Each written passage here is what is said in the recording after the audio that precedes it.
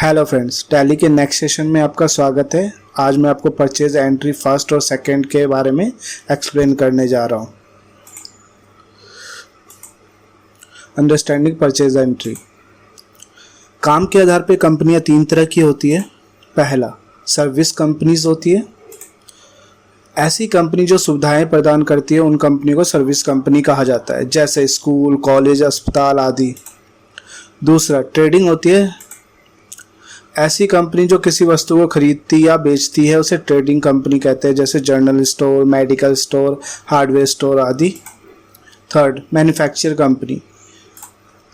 ऐसी कंपनी जो किसी वस्तु का निर्माण करती है उसे मैन्युफैक्चर कंपनी कहते हैं, जैसे टायर बनाने वाली कंपनी, ब्रेड बनाने वाली कंपनी आदि। Manufacture companies. मैन्युफैक्चर कंपनी दो तरह की होती है। ऐसी कंपनी जो कच्चे माल का प्रयोग करके नया सामान बनाती है, जैसे ब्रेड बनाने वाली कंपनी। दूसरी होती है आपकी ऐसी कंपनी जो किसी बने हुए सामान से कोई नया सामान बनाती है, जैसे ऑटोमोबाइल का। हम टैली प्राइम के अंदर मैन्युफैक्चर कंपनी की एंट्री कर रहे हैं, जो कि सामान को असेंबल करने के लिए कच्चा सामान मार्केट से खरीदता है। यह कंपनी कंप्यूटर बनाती है, जो कंप्यूटर के बने बनाए पार्ट्स मार्केट से परचेज करती है और उसे कंप्यूटर बनाकर बेचती है। स्टॉक ग्रुप क्या होता है?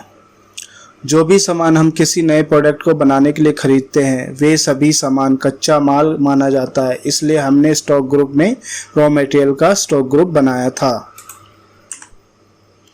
Stock category.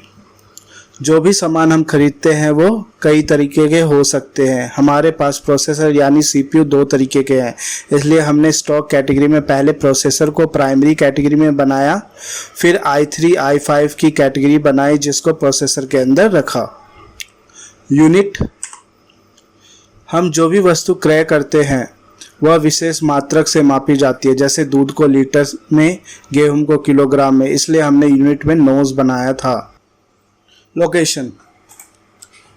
लोकेशन वह जगह होती है जहां किसी माल को रखा जाता है, जैसे कोई कच्चा माल है तो हम उसे रॉ मटेरियल गोडाउन में रखेंगे, रेडी माल फिनिश्ड गुड गोडाउन में रखा जाएगा, इसलिए लोकेशन में हमने रॉ मटेरियल गोडाउन का लोकेशन बनाया था। Stock item.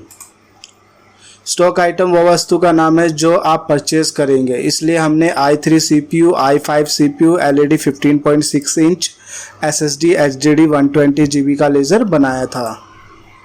Purchase laser. जब हम कोई वस्तु या सामान खरीदते हैं तो वह परचेज अकाउंट में दिखाना होता है, इसलिए हमने परचेज @18% का अकाउंट लेज़र में बनाया था। राज इन्फोटेक। हमने राज इन्फोटेक कंपनी से उधार पर माल परचेज किया था, इसलिए हमने राज इन्फोटेक का लेज़र बनाया था। Cash inward. जब कोई मैन्युफैक्चर कंपनी माल परचेज करती है तो उस माल को कंपनी तक लाने में जो खर्चा होता है उसे कैश इनवर्ड कहा जाता है, इसलिए हमने कैश इनवर्ड का लेज़र बनाया था। Input CGST, SGST।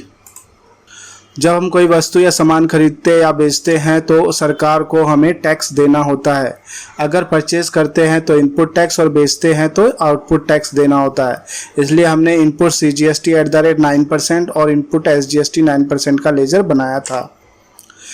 इन सभी को टैली प्राइम की परचेज एंट्री पार्ट 1 में बनाना सिखाया गया है।